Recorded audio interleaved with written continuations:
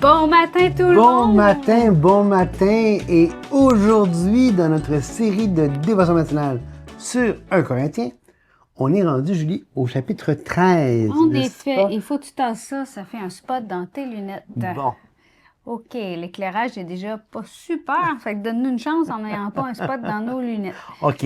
Non, chérie, là... Ah, c'est pas ça qui donne le spot. Je sais pas c'est quoi. OK, on va garder la tête... La tête haute, pas trop haute. Donc, sur ce, aujourd'hui, on est rendu dans 1 Corinthiens 13 au verset 4, mais je pense qu'on peut se permettre de lire à partir du verset 1. Je pense que oui. Quand je parlerai les langues des hommes et des anges, si je n'ai pas l'amour, je suis un airain qui résonne ou une cymbale qui retentit. Et quand j'aurai le don des prophéties, le don de prophétie, la science de tous les mystères et toute la connaissance, quand j'aurai même toute la foi jusqu'à transporter des montagnes, si je n'ai pas l'amour, je ne suis rien. Et quand je distribuerai tous mes biens pour la nourriture des pauvres, quand je livrerai même mon corps pour être brûlé, si je n'ai pas l'amour, cela ne me sert à rien. L'amour est patient, il est plein de bonté. L'amour n'est point envieux, l'amour ne se vante point, il ne s'enfle point d'orgueil. Il ne fait rien de malhonnête, il ne cherche point son intérêt, il ne s'irrite point, il ne soupçonne point le mal, il ne se réjouit point de l'injustice, mais il se réjouit de la vérité. Il excuse tout, il croit tout, il espère tout, il supporte tout. L'amour ne périt jamais. Les prophéties seront abolies, les langues cesseront, la connaissance seront abolies. Car nous connaissons en partie, nous prophétisons en partie, mais quand ce qui est parfait sera venu, ce qui était partiel sera aboli. Donc... C'est toute une section. D'ailleurs, je pense que le chapitre 13 de 1 Corinthiens, c'est vraiment le point culminant de l'épître. C'est le point culminant de toute cette section de 12 à 14 sur ce que beaucoup appellent les dons spirituels. Alors, c'est vraiment un point central de tout ça. Pourquoi? Mais parce que l'amour ne cherche pas son intérêt. Puis on a vu à plusieurs reprises dans l'épître que c'est un des points que Paul martèle et martèle et martèle encore dans l'épître. Le but de la vie chrétienne n'est pas son propre intérêt, mais celui des autres. Hein? Ayez les mêmes sentiments, on l'a vu dans Philippiens chapitre 2. Ayez les mêmes sentiments qui étaient en Jésus-Christ, hein, qui regarde l'autre comme étant au-dessus de soi. Comme étant. Évidemment, personne, objectivement, est au-dessus de Christ. Mais il a agi comme si les autres étaient au-dessus de lui en donnant sa vie pour les autres. Donc, c'est cette attitude-là, cette perspective-là qu'on doit adapter. Et c'est pour ça que 1 Corinthiens 13 est si important. L'autre chose qui est importante, c'est que c'est peut-être l'un des endroits où est-ce qu'on voit la définition de l'amour. Hein? Dieu décrit l'amour, Dieu définit l'amour dans 1 Corinthiens 13. Et donc, ça nous rappelle que quand on lit dans 1 Jean 4, 8 et 4, 16 que Dieu est amour, ben ça nous décrit un petit peu comment Dieu est dans son essence. Hein? Parce que, rappelez-vous, le fait que Dieu soit amour, ça décrit ce que Dieu est. Pas seulement comment il est, mais ce qu'il est. Parce que le mot amour est un nom, est un substantif qui est à la place de l'attribut du sujet dans une construction avec le verbe être. Et donc, ça décrit ce que le sujet est. Pas comment le sujet est, pas seulement comment le sujet est. Donc, ce qui est intéressant dans ce... Je suis parti. OK, c'est une dévotion, hein? C'est pas un cours. Je suis désolé. Non, c'est correct. C'est intéressant. L'autre chose que je voulais dire, c'est que ici, on voit que la prophétie, on parle de prophétie, on parle aussi de prophétie au chapitre 12 qu'on a terminé. Et ce que j'ai pas mentionné, c'est alors qu'on a dit, Julie et moi, que les prophètes et les apôtres étaient le fondement et qu'on ne rebâtit pas le fondement à tous les étages. Et donc, le ministère des apôtres, le ministère des prophètes, puisque la parole de Dieu a été éclose maintenant, bon ben, ce chapitre-là, si on veut, de la révélation est terminé, mais ça ne veut pas dire qu'il n'y a plus de prophétie. Il n'y a plus de prophète. Mais une prophétie peut être donnée. On a vu dans les évangiles que, à la limite, même le souverain sacrificateur qui a dit qu'il valait mieux pour le peuple qu'un seul meurt pour tous, qu'il parlait de la part du Seigneur, que c'était carrément une prophétie qui disait Donc, une prophétie n'est pas seulement dite par des prophètes. Des prophètes, c'était des gens qui avaient un ministère particulier, qui étaient entraînés, qui étaient formés. Il y a des écoles de prophètes dans l'Ancien Testament. Donc, c'est pas quelque chose qui était à la va comme je te pousse. Là. Il y avait il y avait des critères spécifiques pour être prophète, puis il y avait une formation. Les prophètes devaient connaître parfaitement bien l'Ancien Testament pour ne pas contredire l'Ancien Testament avec des pensées qu'il aurait pu avoir. Donc, ici, on ne parle pas de prophète. Quand on parle de prophétie, on parle de prophétie. Il ne faut pas confondre les deux. Oui, comme c'est vraiment comme à l'autre. D'ailleurs, à un autre la prophétie, à un autre le discernement des esprits. Puis on avait vu que c'était une manifestation de l'esprit qui était donnée pour l'utilité commune. Puis quand il disait à un autre, ça ne veut pas dire que c'est juste cette personne-là qui va l'avoir. Ça veut dire qu'à un moment X dans le temps, c'est à cette personne-là que c'est donné de se manifester. Et là, si on revient au verset 4. Oui. Donc, où est-ce qu'on était rendu ce matin et qu'on commençait, je dis ça à brûle pour point, avec les 3 premiers mots, l'amour est patient. Bon, déjà là, le mot patient, c'est un adjectif dans une construction avec un verbe être. Donc, ça décrit comment l'amour est. Et là, c'est intéressant, la patience. Qu'est-ce que c'est? Parce que tant qu'à dire que l'amour est patient, c'est une bonne idée de comprendre ce qu'est la patience. Donc, la Bible nous décrit Dieu qui est patient. Hein? Si on... Je vais juste... Et on vient déjà de dire, Patrice, tu l'as déjà dit, que Dieu est amour.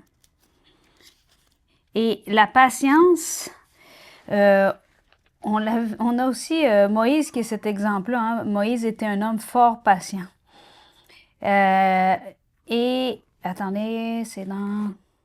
OK, c'est ça que je cherchais. Oui, parce que la patience, tandis que Tu vas dire ce que je veux dire avant que je le dise, ou bien je peux le garder pour le dire? Tu peux le garder pour le dire. Merci, ce serait très apprécié.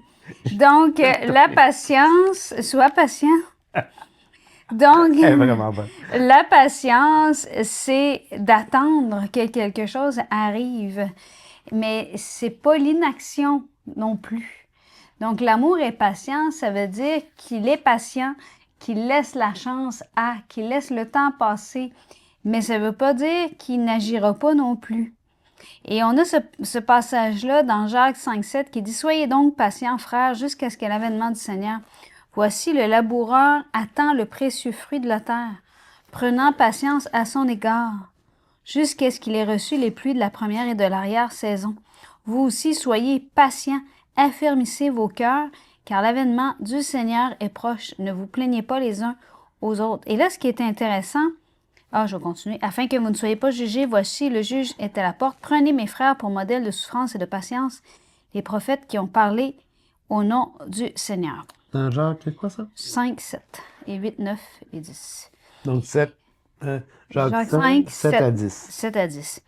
Et ce qui est intéressant ici, c'est l'image du laboureur que je voulais amener. Voici, le laboureur attend le précieux fruit de la terre. Pour avoir grandi dans une région où est-ce qu'il y a beaucoup de fermes, cette image-là n'est pas statique. Hein. Le laboureur attend le fruit. En réalité, le laboureur, il ne se lève pas le matin puis il regarde ses champs puis il dit « Bon, sort sa chaise versante sur son deck. Ça va pousser. » Non. Le laboureur, il est patient parce qu'il sait qu'il ne verra pas le fruit de son travail immédiatement. Mais il travaille pendant tout le temps il va, que ce soit pour nettoyer le sol, ôter les roches, enlever les mauvaises herbes, que ce soit pour, prenant patience à son égard jusqu'à ce qu'il ait reçu les pluies de la première et de l'arrière-saison. Oui, il va attendre qu'il pleuve, puis il va attendre jusqu'à ce que ce soit à la dernière minute où est-ce que le fruit est mûr, puis il va le récolter. Vous aussi, soyez patients. Et là, écoutez bien ce qu'il dit, affermissez vos cœurs.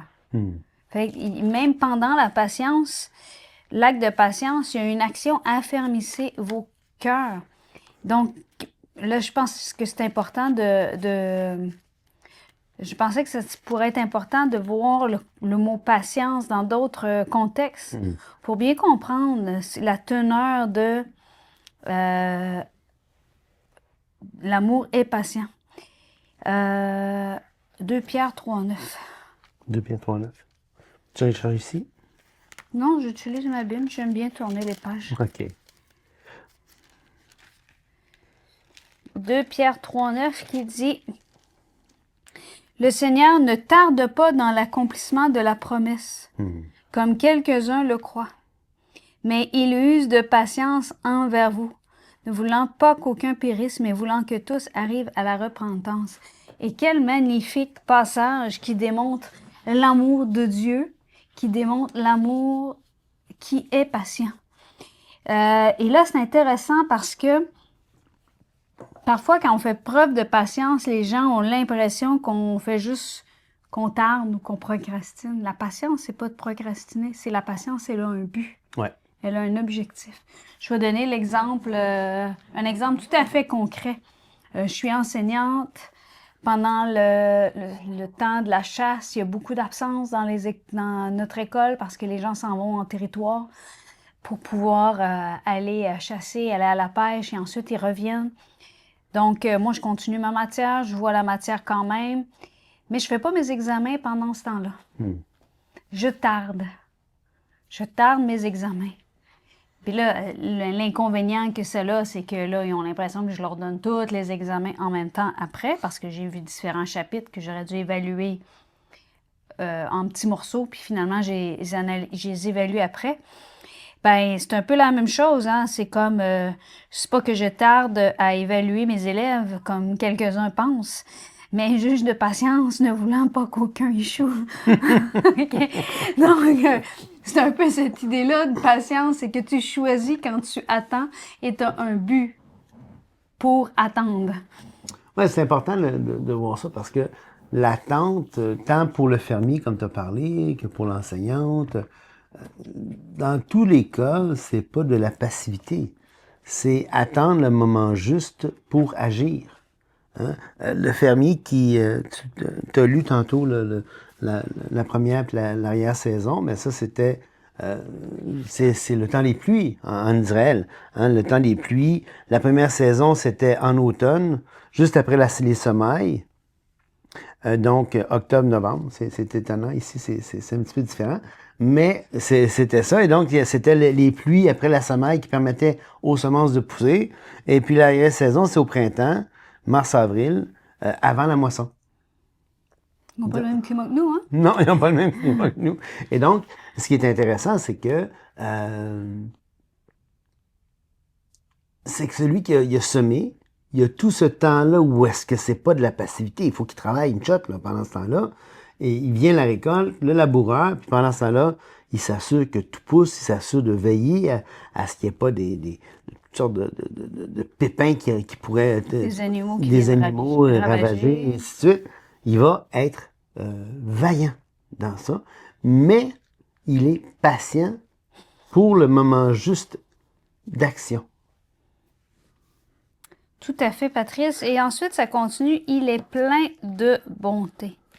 Ça, c'est magnifique. Il est plein de bonté. Encore une fois, un mot qui est très riche. Hein? Qu'est-ce que c'est la bonté? Agir avec bonté. Agir pour ce qui est bon pour l'autre. Ça veut dire agir de manière à ce que notre action soit bonne pour l'autre. Plein de bonté. Et on pourrait juste prendre le temps d'aller lire peut-être... Oui. Tu voulais-tu partager quelque Non, chose? je regardais, moi j'avais des notes. J'ai sorti mes notes, je sais. Je lui ai dit, c'est une dévotion. Regarde pas tes notes. Ouais, il triche. Il triche. Moi, je tourne les pages de ma Bible. Et moi, je regarde mes notes. C'est tricher. C'est presque comme il ne fait rien de mal à l'être, là. Mais au moins, tu le dis. Pas mal à l'aise, je le dis. Écoutez ça, si c'est beau, ce passage-là. Que toute amertume, toute animosité, toute colère, toute clameur, toute calomnie, toute espèce de méchanceté disparaissent du milieu de vous. Et là, écoutez la suite, là. À Éphésiens 4, 32. Soyez bons les uns envers les autres. Compatissants, vous pardonnant réciproquement comme Dieu vous a pardonné en Christ. Soyez bons les uns envers les autres, compatissants, vous pardonnant réciproquement comme Dieu vous a pardonné en Christ. Écoutez, ensuite, ça dit, devenez donc les imitateurs de Dieu, comme des enfants bien-aimés, et marchez dans l'amour à l'exemple de Christ, qui nous a aimés et s'est livré lui-même à Dieu pour nous comme une offrande et un sacrifice de bonne odeur. Et là, on a cette image-là où est-ce que le passage commence en disant « Soyez bons et 2 versets plus loin, et marchez dans l'amour à l'exemple de Christ. Soyez bons les uns envers les autres. Donc, on a cet amour-là qui est plein de bonté. C'est vraiment le mot Christomai que j'ai regardé dans mes notes pour être bien sûr de ne pas me tromper, de ne pas dire des bêtises. C'est un mot qui a probablement été développé par Paul lui-même. C'est juste retrouvé après dans certains auteurs chrétiens par la suite. Et puis, ça vient de Christos qui veut dire utile, gracieux, bon. Puis cramai qui veut dire utiliser. Donc, c'est un comportement, c'est quelque chose qui est manifestement bon. C'est pas juste bon par attitude ou bon par un bon cœur, mais c'est quelque chose qui est activement bon. Hein? On parlait de patience, l'attente de l'action juste, l'attente de la bonne action, eh bien, c'est suivi par la bonne action, justement. C'est beau, hein? L'amour est patient, il est plein de bonté. L'amour n'est point envieux. Et là, c'est beau ça, l'amour n'est point envieux. Donc, l'amour n'est pas en train de regarder l'autre pour convoiter ce qu'il a. L'amour se réjouit de ce que l'autre a. Exact. Et ça, c'est beau à dire comme ça, mais des fois, ça peut ne pas être si facile que ça. Il y a des contextes où il y a des situations où ça peut être plus difficile. Hein. Pour donner un exemple tout à fait concret, à un moment où est-ce qu'on cherchait, bon, c'est pas qu'on cherche plus, mais on a accepté d'avoir des enfants. Une amie était... On a accepté de ne pas avoir. Oui, c'est ça. C'est ce que... Oui. J'ai dit qu'on cherchait à avoir des enfants. On cherchait à avoir des enfants, finalement. On a accepté qu'on ne pourrait pas en avoir, finalement. Donc, ce que je voulais dire là-dessus, c'est qu'à un moment donné, il y a une connaissance, une amie qui était enceinte, puis qui ne nous l'a pas dit, qui n'osait pas nous le dire pour pas nous attrister. Puis, je me suis dit à ce moment-là que je ne cesserais pas de me réjouir pour la bénédiction que Dieu accorde à quelqu'un d'autre. Et non pas que c'est facile. Non, ça fait 21 ans presque qu'on est mariés. C'est toujours pas facile. 21 ans qu'on est mariés et plus. Puis c'est toujours pas facile de savoir qu'à moins que Dieu intervienne, on n'aura jamais l'enfant. Mais demeure que ça ne nous empêche pas de nous réjouir pour l'autre, de ne pas envier, de ne pas être animé d'un zèle où est-ce que on est amer parce que l'autre a des enfants et que nous, on peut pas en avoir.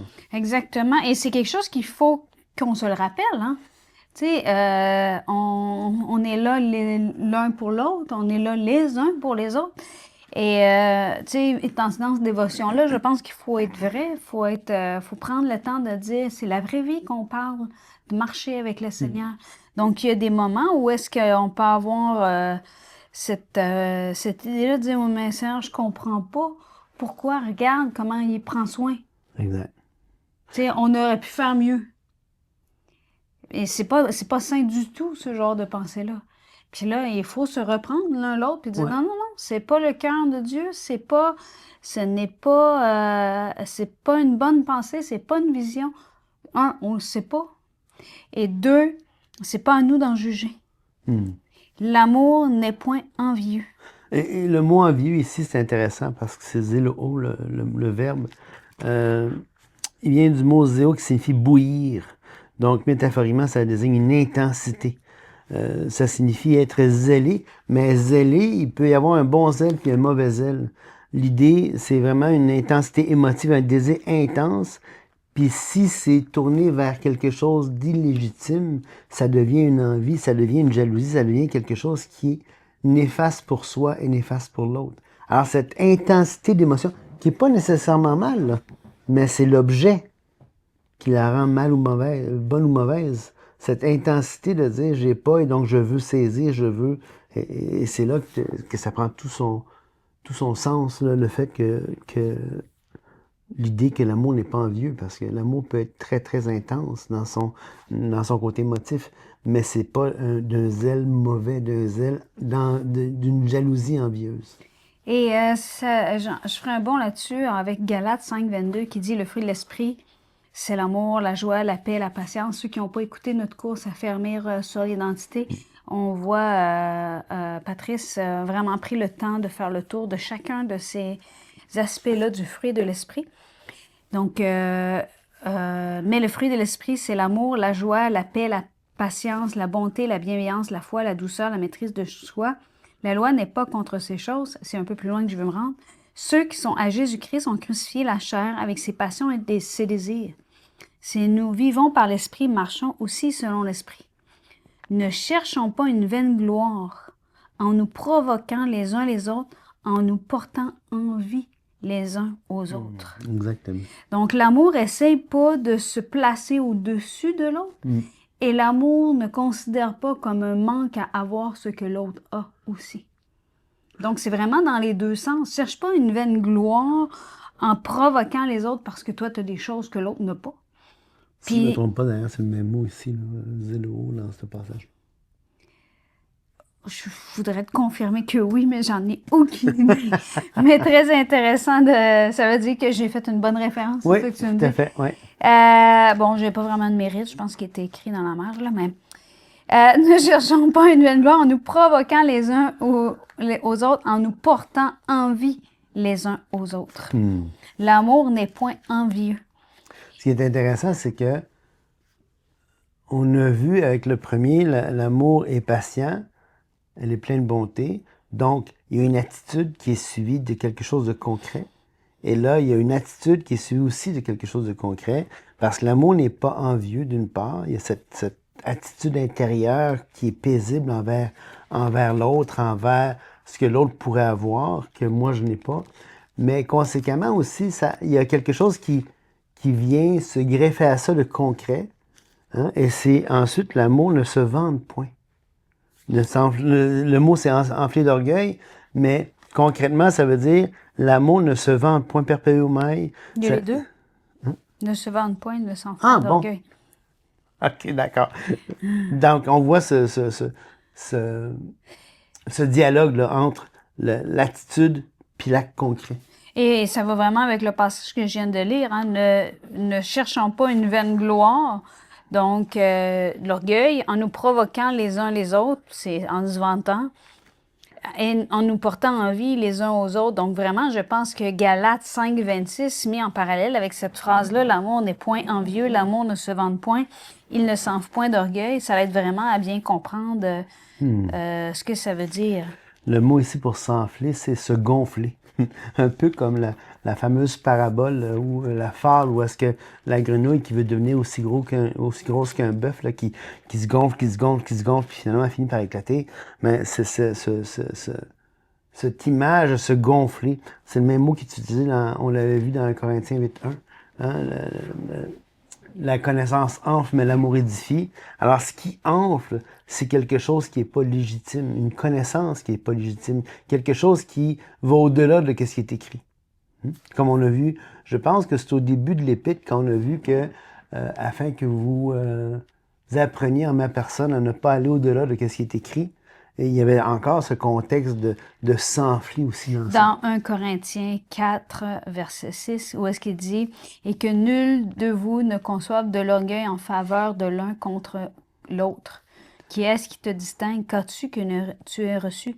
Et si tu l'as reçu, pourquoi te glorifies-tu comme si tu ne l'avais pas reçu? » Donc, il y a vraiment cette idée-là, Patrice, qu'on a vue. Donc, aujourd'hui, dans cette dévotion matinale, on a vu plusieurs belles choses. Premièrement, que l'amour est patient, qui est plein de bonté, que l'amour n'est point envieux, que l'amour ne se vante point, qu'il ne s'enfle point d'orgueil. Et je pense que même s'il y a une virgule là, on va vous souhaiter une très belle journée. Soyez bénis. Au revoir.